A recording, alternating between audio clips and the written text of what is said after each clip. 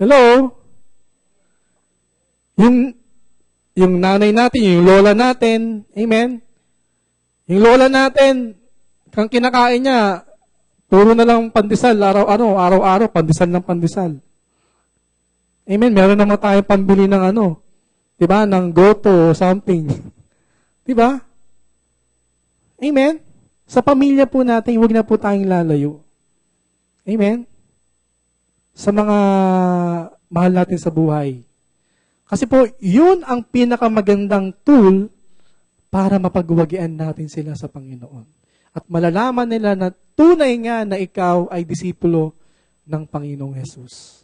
Sapagkat nakikita, alam niyo po mga kapatid, ewan ko, pero yun ang parang, vision ko, na someday, amen, marami akong matutulungan. Someday, meron akong kakayahan para yung mga tao na yun ay matulungan. Amen? Pero alam niyo po mga kapatid, kung tayo lang ang gagawa, hindi natin magagawa. Amen? Pero kung tayong lahat ay gagawa, may malaki tayong magagawa sa mga tao na yan. Amen?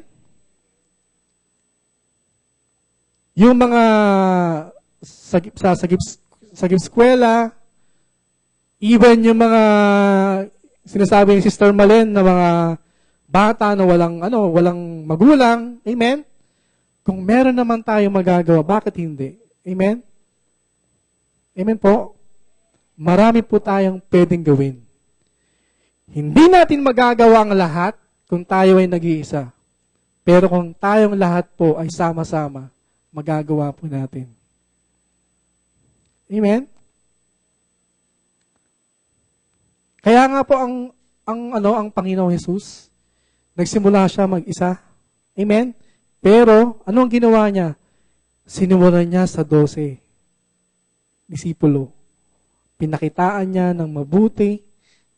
Amen? Pinakitaan niya yung gaano niya kamahal yung mga disipulo na yon. Amen?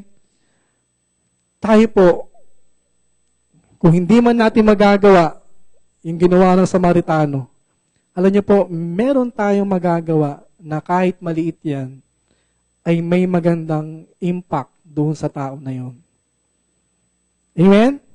Sapagkat nakita niya na tunay tayong nagmamahal sa kanila. Amen? Meron po ba kayo natutunan ngayong hapon? Amen? Sige po, inaanyayahan po natin ang mga worship team dito sa Ano na ilalagay natin dito? Hindi na ganito, di ba?